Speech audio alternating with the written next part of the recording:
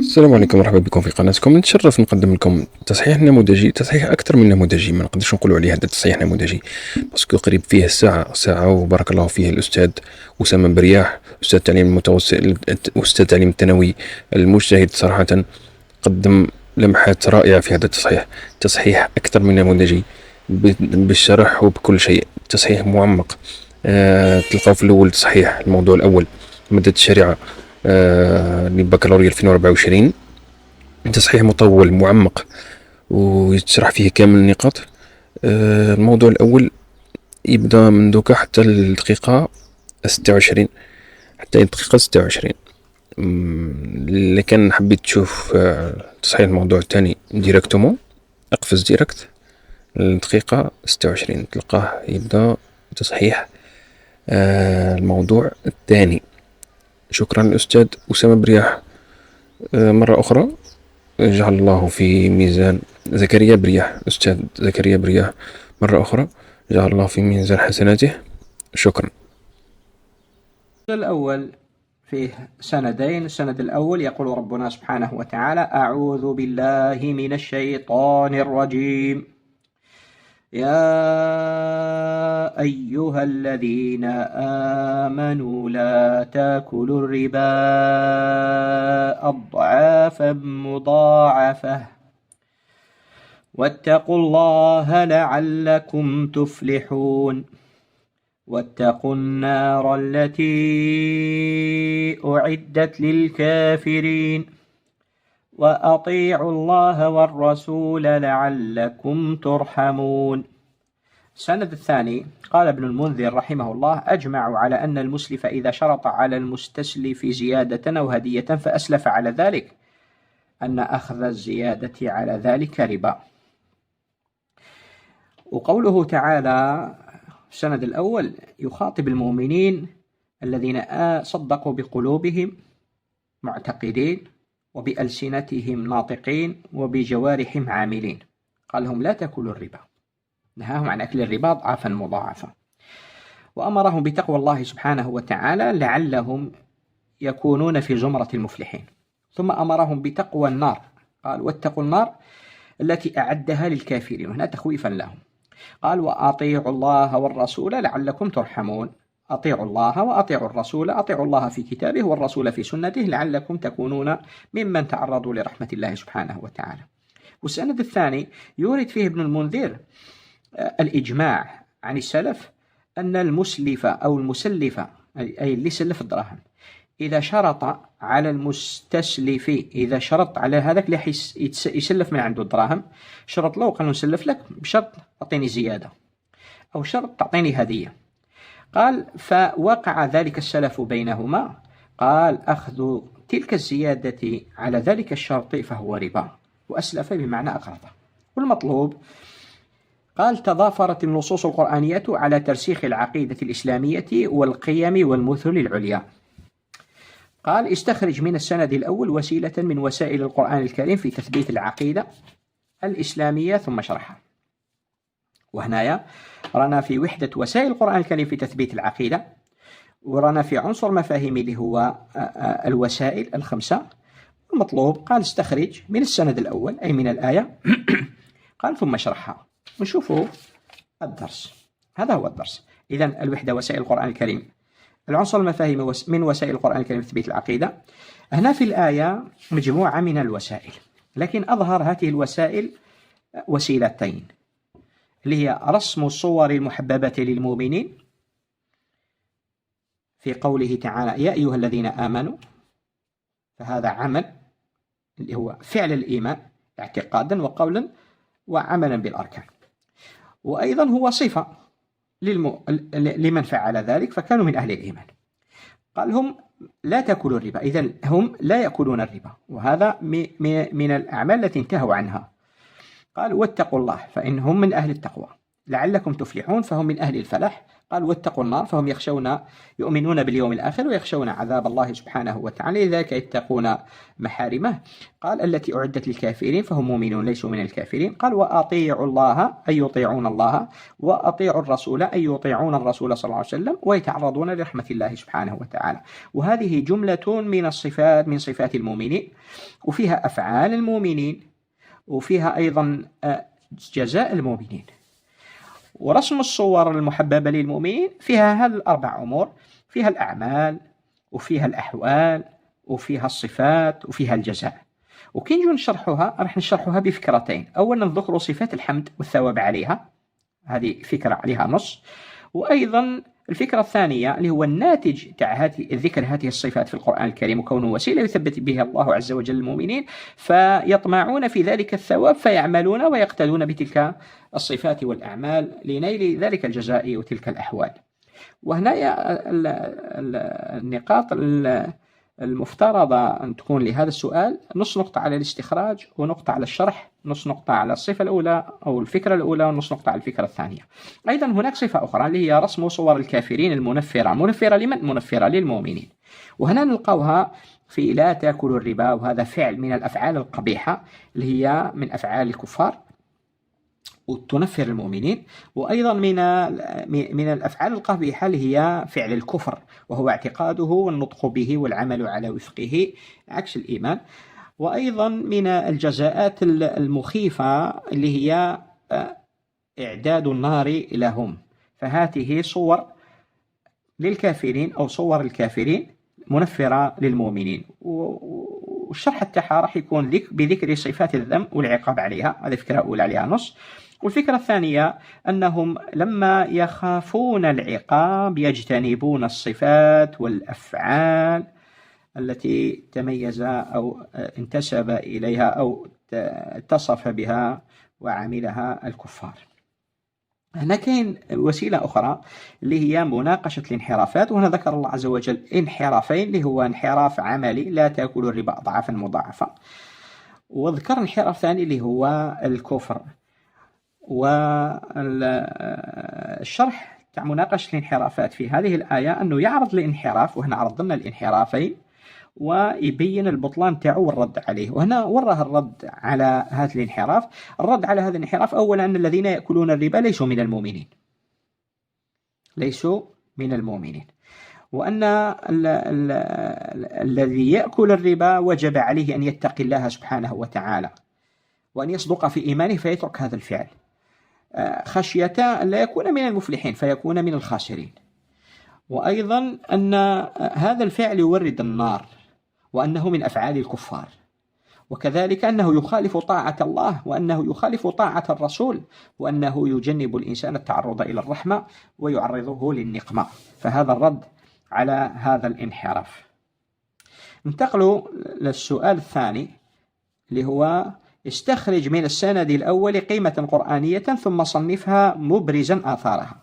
فعندنا الوحدة اللي هي القيم القرآنية، والعنصر المفاهيمي اللي هو أنواع القيم القرآنية وآثار القيم القرآنية. وهذا الدرس على القيم القرآنية. القيم القرآن في القرآن الكريم، وعندنا أنواع القيم: فردية وأسرية واجتماعية وسياسية. وهذا النص اللي هو السند الأول فيه مجموعة من القيم وفيه أنواع من القيم. ونبدأ بالقيم الفردية اللي فيه. فعندنا القيمة الأولى اللي هي قيمة الصدق. نروح نشوفوا شنو هو الصدق. الصدق قال هو الخبر، مطابقة الكلام بالواقع، الخبر الذي عن الشيء على ما هو به كما عرفه العلماء. وهو 3 أنواع: صدق مع الله ومع النفس ومع الغير. ونشوف هنا قوله يا أيها الذين آمنوا لا تأكلوا الربا، هذا فيه صدق مع النفس. فكونك مؤمنا لا إذا صادقا في إيمانك مع نفسك لا تأكل مثل هذا السحت. وكونك صادقا مع نفسك فوجب عليك أن تسلك بها المسالك التي تورثها الفلاح وتجنبها النار وتجنبها مسالك الكافرين، وأن صدقك مع نفسك يؤدي بك إلى طاعة الله والرسول والتعرض لرحمة الله سبحانه وتعالى والابتعاد عن نقمته. هذا في الصدق. أيضا من القيم عندنا الأمانة، والأمانة راح نشوفوا تعريف الأمانة وش يقول فيها. الأمانة اصطلاحا حق يلزم على الإنسان أداؤه وحفظه، وهو يورث الطمأنينة في النفس وزوال الخوف. فالإيمان هو حق للنفس، فوجب على الإنسان أن يؤمن نفسه ويسلك بها مسالك الأمان. والإيمان إذا آمن الإنسان فيورث الأمانة في الاعتقاد والقول والعمل على وفق الاعتقاد والقول، فيجب عليه ترك الربا، ويجب عليه تقوى الله، ويجب عليه طاعة الله وطاعة الرسول، كلها من الأمانات الواجبة على المؤمن أداؤها. وهنا إذا كان صنفناها راح تكون قيمة فردية والآثار تاعها، فقوله هنا يا آثارها بصيغة الجمع يفترض أن تكون 3 آثار فما فوق. والآثار الفرديات منها تزيد المؤمن، أن الآثار الفردية أو القيم الفردية تزيد المؤمن قوة وعزا ووقارا، وتحل البركة في الرزق، وتنشر المحبة بين الناس، وتقوي الصلة بينهم، وترتقي بالمؤمن إلى الدرجة العالية في الجنة، إلى غيرها من الآثار. وأيضا في الآية قيم اجتماعية، وهي القيم الظاهرة هنا بصيغة الجمع: واتقوا الله، لا تاكلوا، اتقوا الله، أطيعوا الله والرسول. راح نشوفوا القيم هنا هي قيمة التعاون. قيمة التعاون واش يقول؟ هي تفاعل المساعدة بين الناس وقضاء حوائجهم وبذل الأموال لهم فعلا للخير. فأكل الربا ينافي هذه القيمة ويعطلها لما فيها من أكل أموال الناس، في حين قيمة التعاون تدفع إلى بذل الأموال للناس. وأيضا من تعريف التعاون المساعدة على الحق ابتغاء الأجر من الله. وهنا في الآية أمر الله عز وجل المؤمنين بأن يتقوا الله، أي يتعاونوا على تقوى الله عز وجل والأعمال التي تريد المؤمنين مسالكها. وأيضا أمرهم بالتعاون على طاعة الله وطاعة الرسول وابتغاء الرحمة. نشوف الآثار تاع القيم الاجتماعية إذا صنفناها: تحقيق العدالة والمساواة الاجتماعية، تقوية العلاقة بين أفراد المجتمع، وعندنا القضاء على الطبقية بين أفراد المجتمع، والمحافظة على وحدته وسلامته. وأيضا في هذه الآية قيمة ظاهرة وهي قيمة سياسية، وهي قيمة الطاعة. راح نشوف قيمة الطاعة وش يقول فيها. قال: الطاعة هي امتثال أوامر الله تعالى ورسوله صلى الله عليه وآله وسلم واجتناب نواهيهما. نعم، وهذه اللي هي الطاعة الواردة في طاعة الله وطاعة الرسول صلى الله عليه وسلم، وهي قيمة سياسية. وإذا صنفناها نقول سياسية، وإذا أبرزنا آثارها فعندنا صيانة الحقوق وتكافؤ الفرص، عندنا الشعور بالانتماء وعدم التهميش، تقوية الصلة بين الحاكم والمحكوم الذي يؤدي إلى القضاء على الاستبداد ويؤدي إلى استمرارية الدولة واستقرارها، وهذا بدوره يؤدي إلى تحقيق الأمن والاستقرار في المجتمع الذي يكون سببا لقوته بين الأمم. وهنا إذا كان نقطنا هذا السؤال راح تكون عندنا نص نقطة للاستخراج، وعندنا نص نقطة للتصنيف، وعندنا نقطة. هذا أقل شيء نقدروا ندوه لهذا العنصر اللي هو الآثار، نقطة للآثار.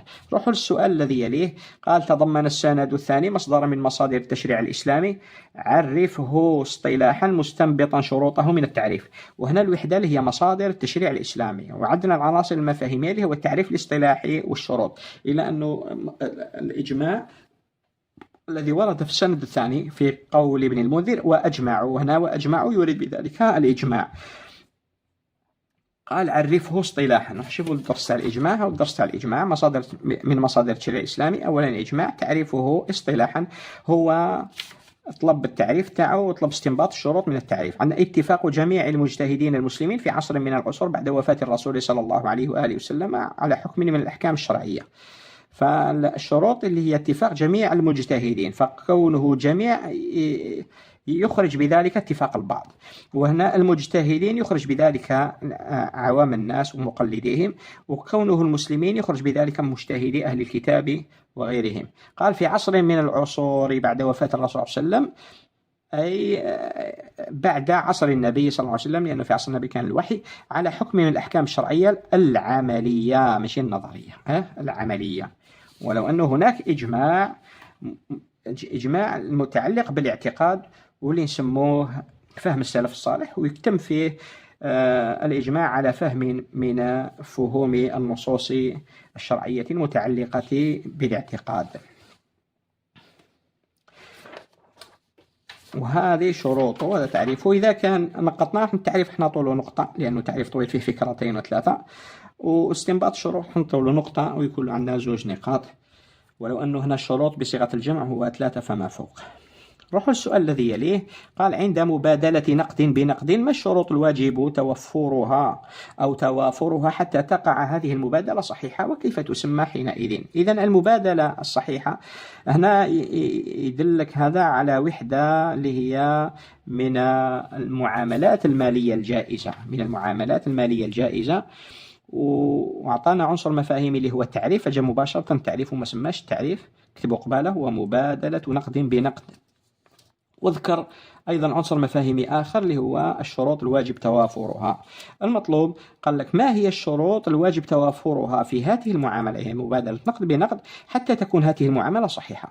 قال لك إذا كانت صحيحة كيف تسمى حينئذ؟ ونروح نشوفوا المعاملات المالية الجائزة، ونروح نشوفوا التعريف اللي أعطاه لنا. قال هو بيع النقود وعمولاتها المختلفة بعضها ببعض. فهنا هذا البيع يسمى بيع الصرف، هذا اللي يسماه هكذا إذا كان صحيح. شوفوا الشروط تاعو باش يكون صحيح. قال لك إذا اتحد الجنس فيشترط التماثل والتقابض. قال أما إذا اختلف الجنس فالتقابض. والشرط الثاني ألا يكون بيع الصرف ذريعة للربا. فإذا اختل شرط من هذه الشروط كانت هذه المعاملة معاملة ربوية ولا تسمى بيع الصرف. وهنا إذا نقطنا عليها راح يكون الشروط عليها نقطة يعني بصيغة الجمع، وأقل شيء نعطوها نقطة، وراح يكون كيف نسميها عليه نص نقطة وبالتالي 1.5. روحوا للسؤال الرابع. قال رأس المال الحقيقي ليس الفوائد الربوية بل ما ينفع صاحبه بعد الموت كالوقف. ألف عرف الوقف اصطلاحا ثم بين 3 من آثاره. وهنا عندنا الوحدة هي الوقف، والعنصر المفاهيمي هو التعريف الاصطلاحي، وعنصر آخر اللي هو آثار الوقف بأنواعها وأصنافها. ونروح نشوفوا الدرس تاع الوقف. هاوليك الدرس تاع الوقف. الوقف في الإسلام عندنا الإيضاح والتحليل عنصر المفاهيمي. تحته تعريف الوقف اصطلاحا حبس الأصل وتسبيل المنفعة، أو حبس المال وصرف منافعه في سبيل الله. هذا التعريف وعليه نص نقطة على حسب واش قدرت باجتهادي. قال بين 3 من آثاره. قوله 3 من آثاره يقتضي أنه الكل أثر نص نقطة. ونروح نشوفوا آثار الوقف عندنا نفسيا واجتماعيا واقتصاديا وأخرويا، لكن احنا في السؤال ما حددناش واش من نوع، وبالتالي تعطينا 3 من هذه الآثار. تقول تحرير النفس من البخل والشح، تحقيق التكافل الاجتماعي بين أفراد المجتمع، استثمار الأموال تنميتها، استمرار الثواب بعد الموت إلى آخره. روحوا إلى باء. السؤال باء من السؤال الرابع. قال ما نوع الربا المشار إليه في السند الثاني؟ سمي النوع الآخر المقابل له مع بيان أقسامه. وهنا الوحدة هي الربا، والعنصر المفاهيمي اللي هي أنواع الربا، ثم أقسام كل نوع. نروح نشوفوا الدرس تاع الربا والدرس تاع الربا. العنصر المفاهيمي اللي هو أنواع الربا فيه نوعين اللي هو ربا الديون وربا البيوع. نروح نشوفوا السند الثاني اللي هو إجماع ابن المنذر. أجمعوا في أن المسلف والسلف بمعنى القرض، واللي هنا الربا اللي راه في هذه المسألة التي أجمع العلماء هو ربا الديون، وهذه عليها نص نقطة. قال سمي النوع المقابل له. المقابل له هو ربا البيوع، وهذه عليها نص نقطة. ومن بعد المقابل له اللي هو ربا البيوع قال لك بين أقسامه. وأقسامه عندنا ربا الفضل وربا النسيئة، وكل واحد عليه نص نقطة، وبالتالي السؤال يكون عليه 2 نقاط إن شاء الله تعالى. آخر سؤال اللي هو استخرج من السند حكما وفائدة. قال لك استخرج من السند حكما وفائدة. نروح نشوفوا الأحكام والفوائد اللي هو عنصر مفاهيمي من درس الوسائل. هاوليك قال الأحكام يراد بها الشرعية بقسميها التكليفية والوضعية، لكن احنا جرى العمل به على القسم التكليفي اللي هو الوجوب والاستحباب والحرمة والكراهة والإباحة. والفوائد شنو هي؟ الفوائد هي كل ما يستفاد من النص في أي فن أو مجال وبأي معنى وصيغة. وعنده صيغ مشهورة اللي هي الحث على وبيان أن والدعوة إلى وذم كذا ومدح كذا وترغيب فيه وترهيب من إلى غيرها. لكن عندنا مجموعة من الضوابط باش تكون هذه الأحكام والفوائد صحيحة. قال لك أن لا تكون هي النص أو جزءا من النص، بل يعبر التلميذ عن المعنى بأسلوبه الخاص. وعندنا الشرط الثاني اللي هو صحة المعنى، أن يكون تاما معتبرا موجودا في النص وموافقا للشرع.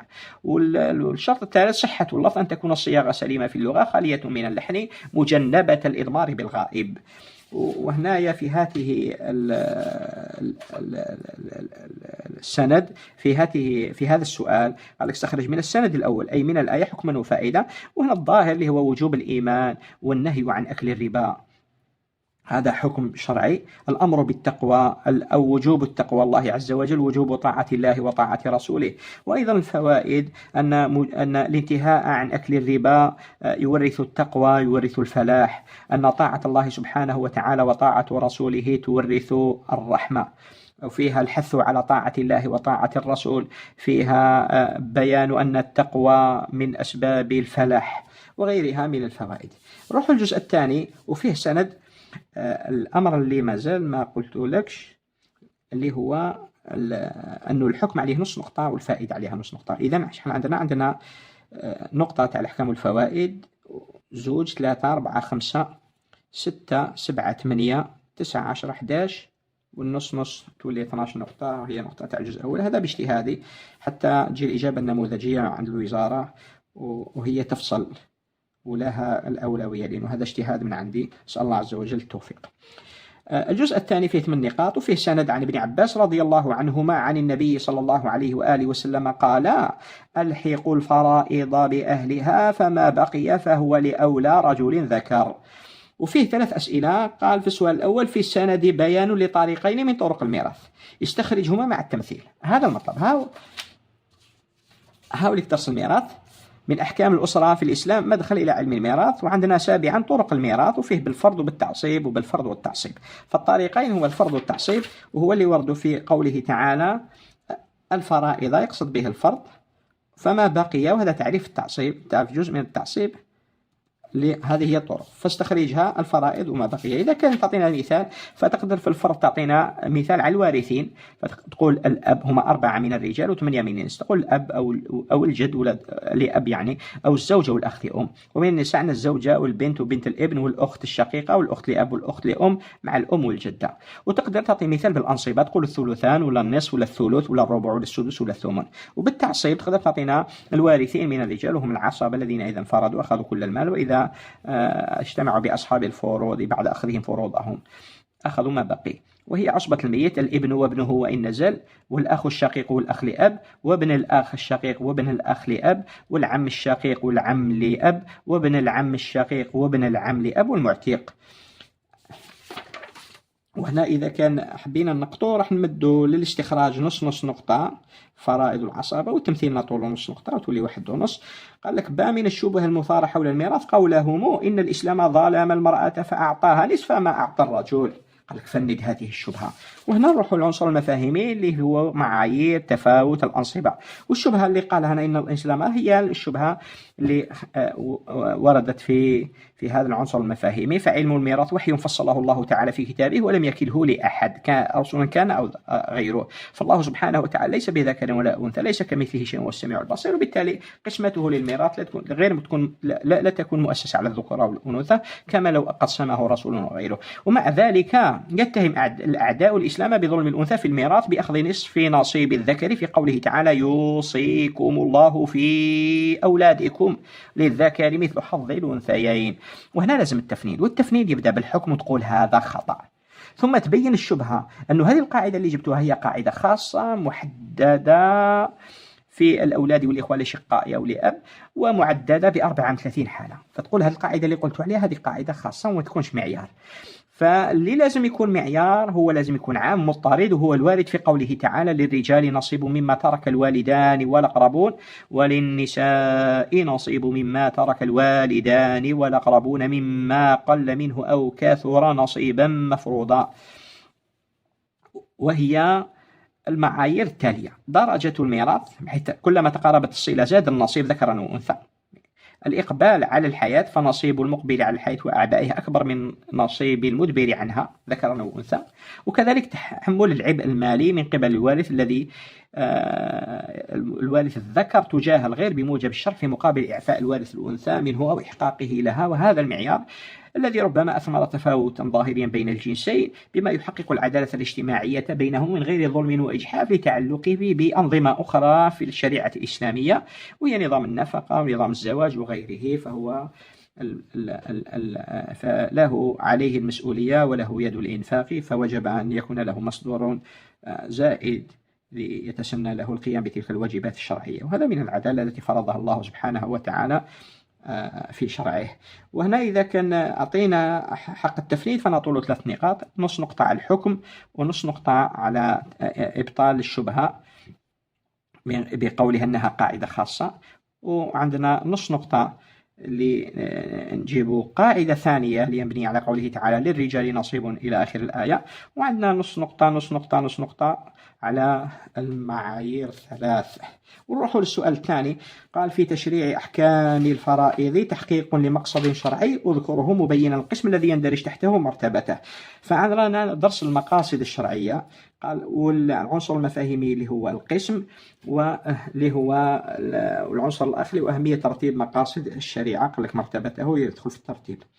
المطلوب قال لك أذكره هذا المقصد الشرعي، فنقوله هو كلية المال.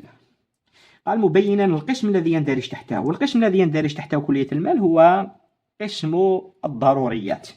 قال وبين مرتبته، وهنا قوله وبين مرتبته ها الضمير يحتمل أن تعود على القسم ويحتمل أن تعود على المقصد الشرعي، وهذا يجب ضبطه، وكلاهما صحيح. الاختيارتان نأخذها بعين الاعتبار لأنه النص السؤال يحتمله.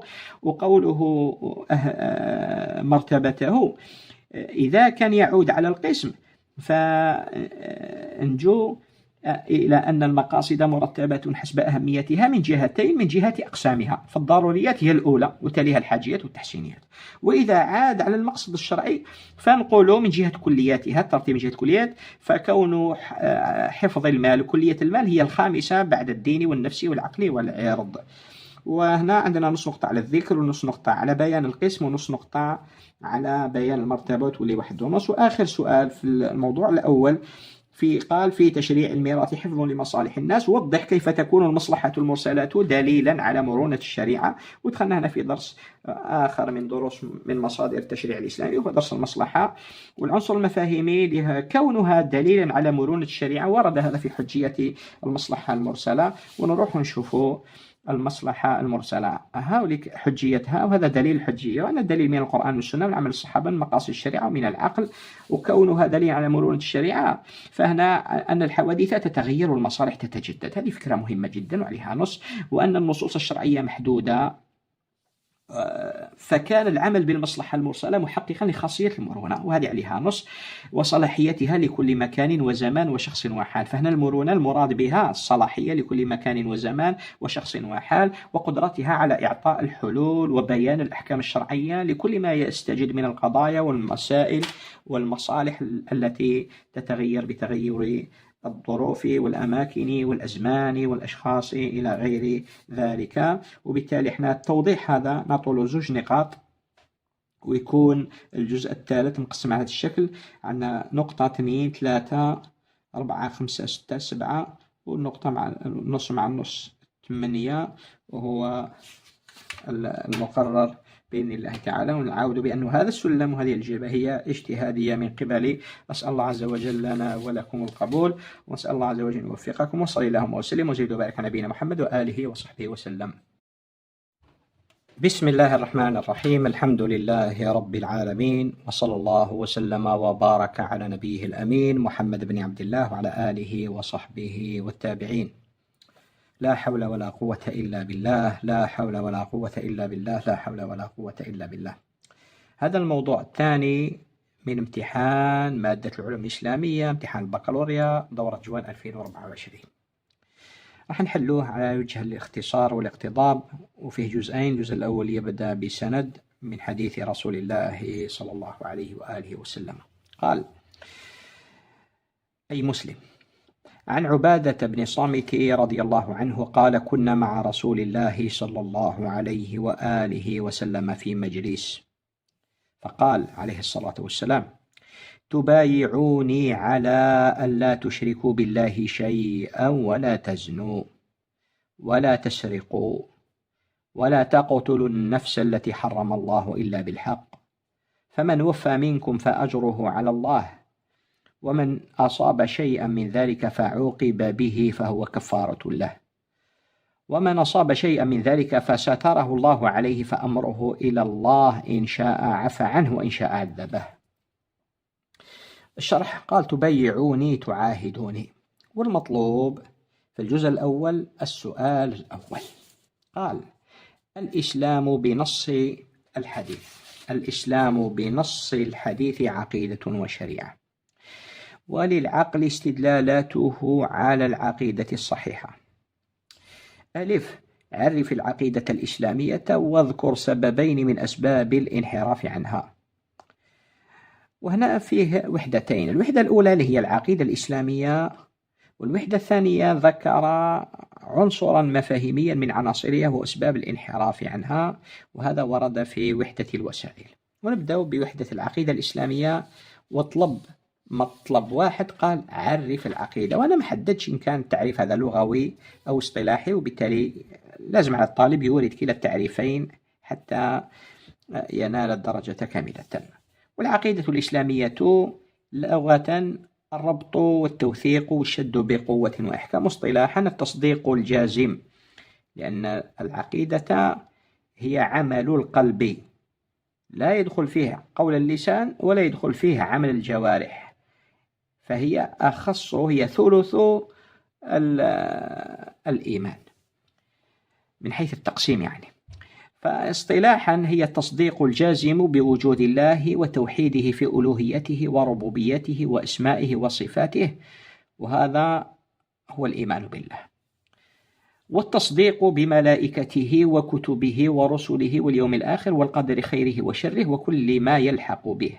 وهنا ورد في التعريف في التدرجات والإيمان بملائكته، وهنا إيراد الإيمان اللي هو يدخل فيه القول والفعل، وهذا خارج العقيدة، لأن العقيدة هي تصديق القلب دون القول ودون الفعل، فإذا دخل القول والفعل ولا إيمان، فلا يجوز تعريف الخاص بالعام، فلا تعرف العقيدة بالإيمان، لأن العقيدة هي جزء من الإيمان. لذلك الأصح نقول والتصديق بملائكته وكتبه ورسله واليوم الآخر والقدر خيره وشره وكل ما يلحق بها. وهذا أعطينا له نص نقطة على سبيل التقدير. قال واذكر سببين من أسباب الانحراف، وهنا سببين من أسباب الانحراف راح يدينا إلى درس الوسائل ونشوف أسباب الانحراف. عندنا وسائل القرآن الكريم في تثبيت العقيدة، وعندنا أولا أسباب الانحراف عن العقيدة الصحيحة، وعندنا 5 أسباب مرتبة تقول الجهل بأصول العقيدة ومعانيها، نص نقطة، والغفلة عن تدبر الآيات الكونية والقرآنية، و3 الآخرين يجوزوا ويصحوا، احنا نحتاج زوج فقط. نروحوا إلى سؤال باء. السؤال باء وش يقول؟ اذكر أثرا من آثار العقيدة على الفرد ينسجم مع ما ورد في الحديث. عاودوا نرجعوا هنا إلى درس العقيدة وآثارها في حياة الفرد والمجتمع. هاوليك آثارها على الفرد والمجتمع، وهنا قال آثار العقيدة على الفرد، اذكر آثارا واحدا على جهة الإفراد، وتقول الشرط اللي شرطوا لك هو أن هذا الأثر يكون ينسجم مع ما ورد في الحديث، فتقرأ الحديث وتفصلوا أنه النبي صلى الله عليه وسلم قال تبايعوني، أي تعطوني البيعة على الطاعة وعلى الخضوع والاستسلام. الواش قال على ألا تشركوا، على التوحيد، ولا تزنوا، على صيانة العرض، ولا تسرقوا، على صيانة المال، ولا تقتلوا النفس، على صية النفس التي حرم إلا بالحق. قال فمن وفى منكم فأجره على الله، أي وفى بحق هذه البيعة وتجنب هذه الموبقات، قال فأجره على. قال ومن أصاب شيئا من ذلك فإن عوقب به فهو كفارة له، إن عاقبه السلطان كانت له كفارة. قال ومن أصاب شيئا من ذلك فستره الله عليه، أي لم يعلم به السلطان ولم يعاقبه عليه، فأمره إلى الله، فهذا أمره إلى الله، فهو في مشيئة الله، إن شاء عفى عنه وإن شاء عذبه أي يوم القيامة. أسأل الله عز وجل يغفر لنا ولكم جميعا. وهذا الأثر يكون ينسجم مع الحديث، الأثر الذي ينسجم مع الحديث هو الاستقامة والبعد عن الانحراف، لأن هذه انحرافات، وأمر النبي صلى الله عليه وسلم بالاستقامة والابتعاد عنها، فكان هذا الأثر اللي هو الاستقامة والبعد عن الانحراف، وهذا عليه نص نقطة.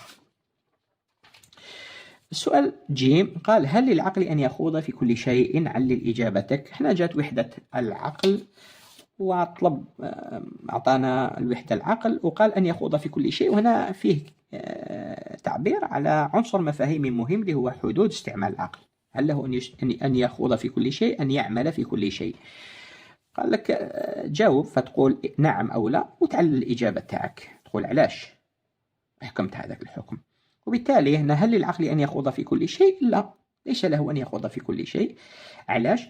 قال لأن له حدودا يعمل دونها ولا يتعداها، فيستعمل في الاجتهاد في الأمور المستجدة التي لا نص فيها، يعمل في يجتهد، وفي تدبر الكون وما فيه من الظواهر الطبيعية والإنسانية والاجتماعية. ولا يستعمل في بحث الأمور التعبدية المحضة، ولا يستعمل في بحث الغيبيات والعقائد.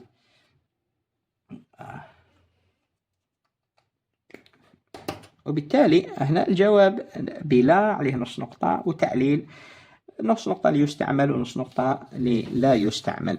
نروح للسؤال الثاني. قال استخرج من الحديث ما يدل على وجوب الالتزام برسالة الإسلام مبينا خصائصه. نروح نشوفوا احنا وين وردت الالتزام برسالة الإسلام. في الوحدة هي الإسلام، والعنصر المفاهيمي هو الالتزام، العنصر اللي ورد فيه الالتزام برسالة الإسلام. وعندنا عنصر مفاهيمي آخر اللي هو خصائص الرسالة الخاتمة، واللي الدرس الرابع من وحدة الإسلام والرسالة السماوية. وهنا الالتزام برسالة الإسلام ورد في التعريف. علاش ورد في التعريف؟ لأنه في التعريف راه يقول باللي الإسلام هو الاستسلام والخضوع لله في كل أوامره ونواهيه، وهذا فيه إلزام باش بالطاعة والالتزام بالرسالة. وأيضا يرد في المعنى هذا في المعنى العام، وأيضا يرد في المعنى الخاص. قال رسالة الخاتمة يكتمل بها الدين والشريعة التي بعث بها محمد العالمين، فلا يجوز لهم تنكبها. طيب. الآن قال لك المطلب هو استخراج هذا المعنى من الحديث. استخرج من الحديث ما يدل على وجوب الالتزام برسالة الإسلام. وتقول هنايا فقال عليه الصلاة والسلام تبايعوني على أن لا تشركوا بالله شيئا ولا تزنوا. فتبايعوني أي تعاهدوني على الالتزام بتجنب هذه الموبقات والالتزام بما بضدها، اللي هو التوحيد وصيانة العرض وحفظ المال وحفظ النفس وغيرها. فهذه عليها نص نقطة، تجيب هذا المقطع. قال مبينا خصائصها، وهذا وين يدينا إلى الإسلام رسالة الخاتمة. وهاي لك الإسلام رسالة الخاتمة.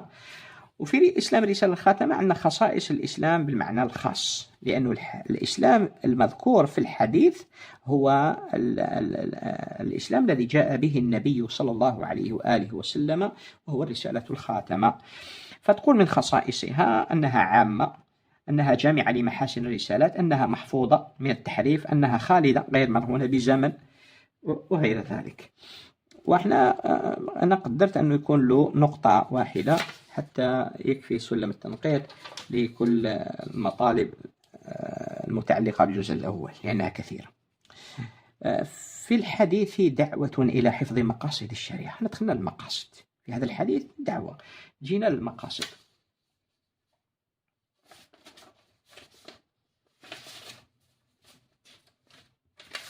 وهذا الدرس على المقاصد. نشوفوا وش يطلب.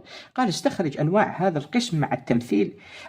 في الحديث دعوة إلى حفظ مقاصد الشريعة. هذه الوحدة مقاصد الشريعة. قال في قسمها الضروري. المقاصد عنصر مفاهيمي تحت أقسام مقاصد الشريعة، وعندها قسم الأولاني اللي هو المقاصد الضرورية. قال لك استخرج أنواع هذا القسم مع التمثيل لكل نوع مما ورد في الحديث. هذا القسم هو الضرورية، عنده خمس أقسام، 5 أنواع، اللي هي كلية الدين والنفس والعقل والعرض والمال. قال لك هذه روح خرجها لنا من الحديث، واعطيني مثال من الحديث، كل نوع منها تعطيني مثال من الحديث. روحوا كلية الدين. قال تبايعوني على أن لا تشركوا بالله شيئا، يعني فيه النهي عن الشرك وفي مقابله الأمر بالتوحيد. ولا كلية النفس قال ولا تقتلوا النفس التي حرم الله إلا بالحق. قالوا كلية العقل قال تبايعوني على ألا تفعلوا هذه، وهذا من العقل. من العقل أن يبايع الإنسان النبي الذي جاء بمكارم الأخلاق وأمر بمحاسن الأمور ونهى عن سفاسفها، وأعظمها هذه المقاصد الكبيرة الإجمالية. وأيضا قال فمن وفى منكم فأجره. فمن العقل أن يوفي الإنسان ويتجنب مثل هذه الرذائل، لأنها لا تليق بعقل الإنسان وتوقعه فيما لا يحمد عقبه. وكلية العرض وهي قال ولا تزنوا، وعندنا كلية المال قال ولا تسرقوا. وقدرت أنه يكون لها 2 نقاط أقل تقدير، ويكون التنقيط باللي خاصة النقص ونص نقطة. روحوا إلى باء قال رتب هذه الأنواع من حيث أهمية، وهذا يدينا إلى عنصر مفاهيمي اللي هو رابعا أهمية ترتيب مقاصد الشريعة. ونرتب هذه الأنواع اللي هي الكليات. كيفاش نرتبوها؟ قال الدين ثم النفس ثم العقل ثم العرض فالمال. هذا وهذه عليها نص نقطة. نروح للسؤال رقم 4. قال الكثير من الأحكام نص عليها الكتاب والسنة كالواردة في السند أعلاه، غير أن هناك أحكاما ثبتت بالقياس. قال أن هناك أحكاما ثبتت بالقياس. ألف عرف القياس اصطلاحا. ألف عرف القياس اصطلاحا. نروح نجيب الدرس تاع القياس ونشوف التعريف الاصطلاحي. هذا الدرس تاع القياس بالبرتقالي، والأخضر العنصر المفاهيمي. تعريفه اصطلاحا هو إلحاق حكم الأصل بالفرع لعلة جامعة بينهما. وهذا التعريف مشتهر ونأخذ به. قال طبق أركان القياس على مسألة جريان الربا في الأوراق النقدية قياسا على الذهب والفضة. فنجول الجدول هذا فيه الحكم وفيه الأصل وفيه الفرع وفيه العلة الجامعة. ولا شك أنه الأصل اللي هو الذهب والفضة اللي هو المقيس عليه، والفرع اللي هو الأوراق النقدية. ولا شك أن العلة الجامعة اللي هي النقد، اللي هي علة النقدية والثمنية، هذه هي. قال والحكم اللي هو الحرمة، فجريان الربا حرام في الأوراق النقدية قياسا على حرمته في الذهب والفضة. ونعطي نص نقطة على كل ركن من الأركان الثلاثة، ويكون عندنا 2 نقاط. قال استخرج من الحديث حكمين وفائدتين. والحكمين حرمة الشرك، حرمة الزنا، حرمة السرقة، حرمة النفس. ونقول وجوب حفظ المقاصد الكلية للشريعة الإسلامية، وجوب حفظ التوحيد، وجوب حفظ العرض، وجوب حفظ المال، وجوب حفظ النفس، غير ذلك. وفائدتين أن البيعة من عبارات الإسلام. فإذا بايع النبي صلى الله عليه وسلم أي عاهده على الإسلام والاتباع، على الإسلام لله والاتباع للرسول وتجنب مثل هذه المنهيات التي نهى عنها النبي صلى الله عليه وآله وسلم وتبرأ ممن فعلها عليه الصلاة والسلام. شوفوا فائدة أخرى، أنه نقدر نقول بأنه الزنا والسرقة وقتل النفس شعب من شعب الشرك. فكما أن للتوحيد كما أن للإيمان 77 شعبة، فكذلك والتوحيد إحدى شعابها، وللتوحيد شعاب تتشعب منه، كذلك للشرك شعاب وهو شعبة من شعب الكفر والعياذ بالله. فعندنا الحكمين نص نقطة، والفائدتين نص نقطة، أعطيتهم 2. وهنا يولي الجزء الأول مرتب على نقطة 2 3 4 5 6 7 8 9 10 11 والنص تولي 12 نقطة. ونروح الجزء الثاني. قال أسفرت التحقيقات الأمنية عن وجود عصابة إجرامية تحترف سلب السيارات من أصحابها باستعمال السلاح. إذن هنا قطع الطريق باستعمال السلاح. ونروح إلى درس العقوبات. أين أنت يا درس العقوبات؟ وراه هنايا.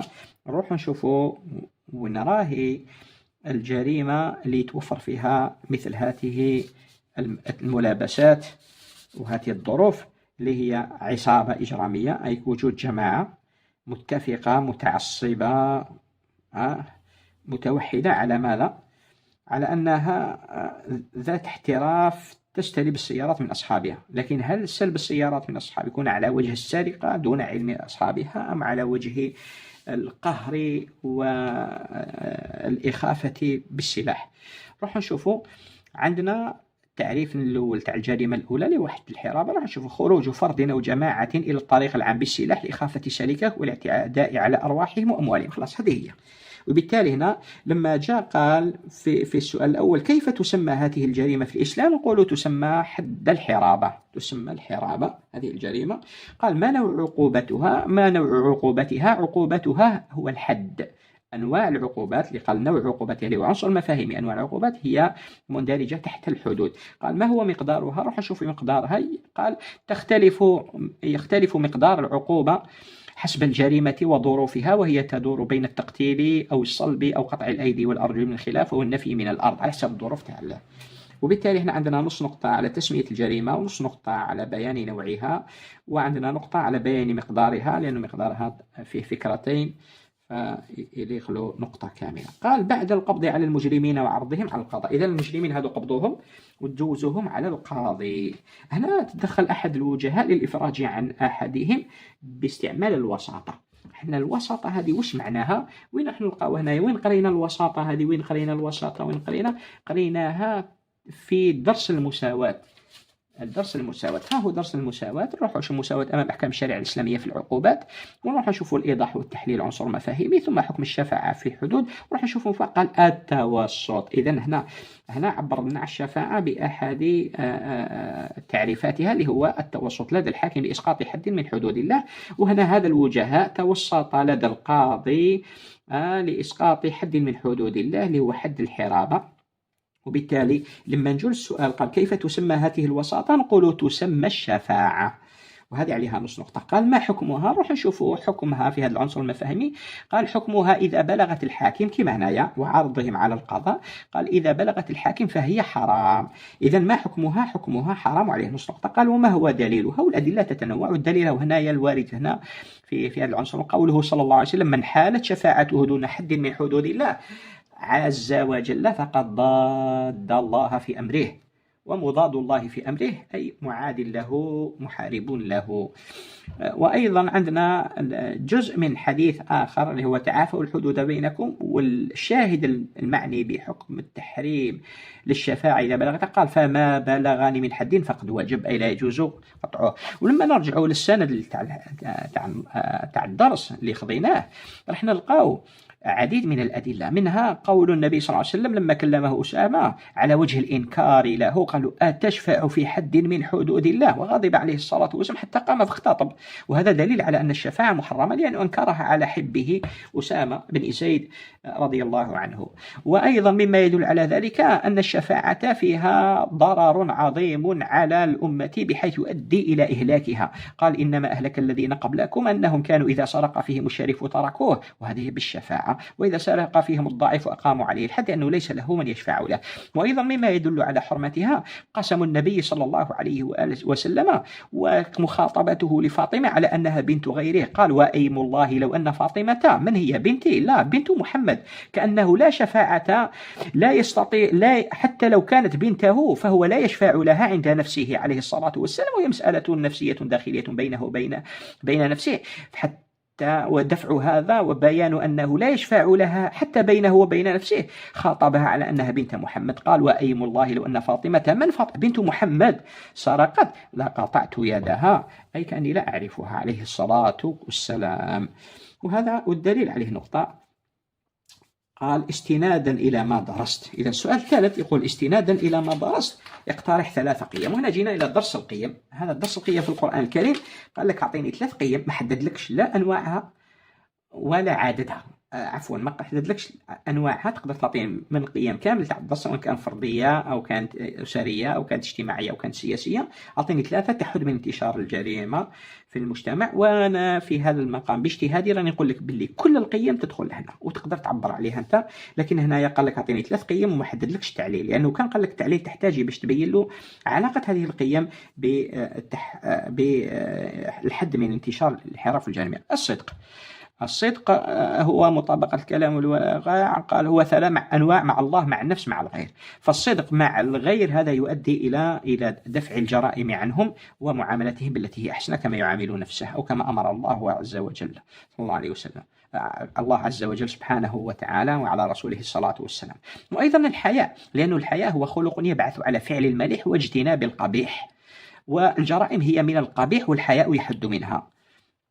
وأيضا الأمانة، لأن الأمانة هي لغة الطمأنينة النفس والزوال الخوف، وهو حق يلزم على الإنسان أداؤه وحفظه. ونجو كي نلقاو كل هذه القيم الفردية اللي عندها علاقة بالحد في الانحراف والجريمة، واش راح نلقاو بأنها تنشر المحبة بين الناس وتقوي الصلة بينهم، وهذا يحد من الانحراف. وقالوا أنها تقضي على الأحقاد والجرائم، وهذا يحد من الانحراف والجريمة. وأنها تسيطر على الشهوات اللي تكون هي سبب الانحراف. قال تحقق الأمن النفسي والاجتماعي، لأنه قالوا وتأمر المسلم بهجر المعصية والإقبال على الطاعة والانحراف الجريمة من المعصية. وتقدر تكون أيضا من القيم الأسرية، لأنه الإنسان الذي ينشأ في المودة والرحمة، وهذا المودة والرحمة وش قال في تعريفها؟ قال رقة تقتضي الإحسان للمرحوم، فهو يتعلم الإحسان ولا يتعلم الإساءة، وبالتالي يتجنب الانحراف والجريمة. وقال هي رقة تبعث على سوق الخير لمن يتعدى إليه، وهذا ضد الانحراف والجريمة الذي هو سوق الشر لمن يتعدى إليه. وبالتالي كانت المودة والرحمة والتربية عليها تدفع الانحراف والجريمة. وكذلك المعاشرة بالمعروف. والعشرة بالمعروف شنو هي؟ تكون بين الزوجين خلال ممارسة الحقوق والواجب وفق العرف الاجتماعي. والدليل على أنه هذه القيم الأسرية تدفع الانحراف والجريمة كي نجوا الآثارها وش نلقاو إشاعة الطمأنينة والسكينة، وهذا ضد الانحراف والجريمة. وقال أنه تنشئ الأولاد نشأة سليمة، أي بعيدين عن الانحراف والجريمة، وتؤدي إلى تماسك الأسرة واستمرارها. تماسك الأسرة واستمرارها يؤدي إلى تربية الأطفال تربية سليمة، ويكونوا بعيدين عن الانحراف والجريمة، مواظبين على الاستقامة والإحسان.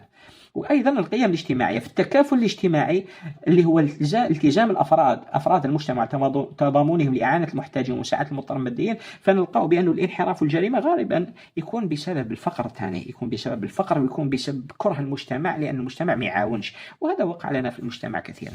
التعاون أيضا، لأن التعاون شنو هو؟ المساعدة على الحق ابتغاء الأجر، وتفاعل المساعدة بين قضاء حوائجهم والأموال لهم فعلا الخير. وهذا لو كان يكون في المجتمع وكثير في المجتمع، فهو حتما راح يدفع الانحراف والجريمة، اللي هي من بين أسبابها الحاجة إلى المال والحاجة إلى الأمان. إلى الأمان. فالمجرم يخاف على نفسه، لذلك يدفع عن نفسه ويسبق الاعتداء الذي يخافه على نفسه بالاعتداء على غيره حتى يحقق الأمن لنفسه. آثار القيم الاجتماعية حنلقاوها بأنه تحقق العدالة والمساواة الاجتماعية، وهذه أهم سبب من أسباب دفع الانحراف والجريمة. وأنها تقوي العلاقة بين أفراد المجتمع، هو سبب لدفع الانحراف والجريمة. قال والقضاء على الطبقية بين الأفراد والمحافظة على وحدة السلامة المجتمع، وهذا كله يدفع الانحراف والجريمة. وأيضا من القيم التي تدفع الانحراف والجريمة عندنا العدل، فهو إعطاء كل ذي حق حقه. والمجرمين لو يعطوهم كل حق حقه ويديه كذا، وما يكونش عندهم مشكلة أو نقمة على المجتمع، عندهم مده ليعتدي على المجتمع وينحرف. قال إعطاء كل ذي حق حقه، وهو أن تعطي من نفسك الواجب وتأخذه. والإنسان إذا كان عادل في نفسه مش راح ينحرف ومش راح يكون من جريمة، لأنه راح يعامل الناس كما يحب يعاملوه، وراح يعطي للناس الحق اللي يحب يديه. وعندنا الشورى أيضا، فمما يدفع الانحراف والجريمة اللي هو المفاهمة والشورى. قال طلب الرأي من أهله وإمعان النظر فيه توصلا إلى الصواب. فهنا الشورى اللي هي تكون متعلقة بالوقاية، وتحدد الإجراءات اللي تقي الناس من انحراف الجريمة، كبناء الأسرة وتوسعة المساكن والتوسعة في الأرزاق، وكذلك دعم التعليم ودعم التربية ودعم المصلحين والمساجد والأمر بالمعروف والنهي عن المنكر. كل هذا يكون عن طريق الشورى. وكذلك أيضا بإنزال العقوبات اللازمة على المنحرفين والمجرمين حتى يرتدعوا، ويكون هذا أيضا بالشورى، كما كان يفعل عمر بن الخطاب رضي الله عنه في صحابة النبي صلى الله عليه وآله وسلم في المدينة، فرفع سقف الكثير من العقوبات حتى رادعت المجرمين. وأيضا من ذلك الطاعة. والطاعة وشنو هي؟ امتثال أوامر الله تعالى ورسوله واجتناب نواهيهما. ولا شك أن انحراف الجريمة من النواهي، وأن الاستقامة والإحسان للغير هو من أوامر الله ورسوله. وليبين ذلك أثر القيم السياسية. قال تصون الحقوق وتكافؤ الفرص، وتؤدي إلى الشعور بالانتماء وعدم التهميش. فالانحراف والجريمة يكون ناتج عن الشعور بالتهميش، وأن المجتمع حيد الإنسان إلى هامشه. وتقوية الصلة بين الحاكم والمحكوم، وعلاش يجي والقضاء على الاستبداد واستمرار وتحقيق الأمن والاستقرار في المجتمع. وهذه كلها تدفع الانحراف والجريمة، وهنا عليها كل قيمة عليها نص، واللي درتها تكون صحيحة بإذن الله تعالى، إلا إذا كان إجابة نموذجية حددت من ذلك حدا أدنى. عندنا الإجابة الأخيرة اللي هي با من السؤال: استنادا إلى ما درست بين منهج الإسلام في محاربة الانحراف والجريمة.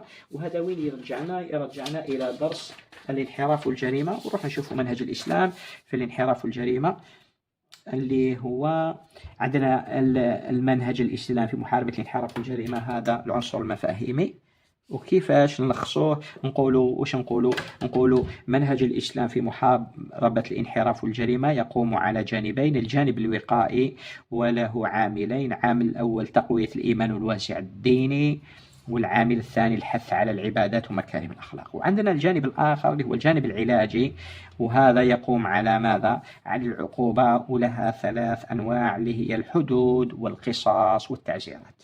وهنا منهج الإسلام، تلخيص واختصار منهج الإسلام، عليه 2 نقاط ونص.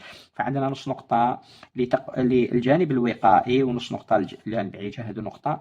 وعندنا نص نقطة لتقوية الإيمان، نص نقطة للحث، هذو ولا 2 نقاط. وعندنا نص نقطة لذكر أنواع العقوبات. نص نقطة ونص زوج ونص. هذا الحد الأدنى اللي كنا نقدر. في هذا القدر كفاية. أسأل الله عز وجل أن يوفق كل طلبتنا لما يحب ويرضى، إلى الإخلاص في أعمالهم والاجتهاد في واجباتهم، وأن يبلغهم مرادهم، وأن يوفقهم إلى نيل شهادة البكالوريا والالتحاق بالجامعة، حتى يكونوا أفرادا صالحين مصلحين بإذن الله تعالى. وصلى اللهم وسلم وزد وبارك على نبينا محمد وآله وصحبه وسلم. السلام عليكم ورحمة الله وبركاته.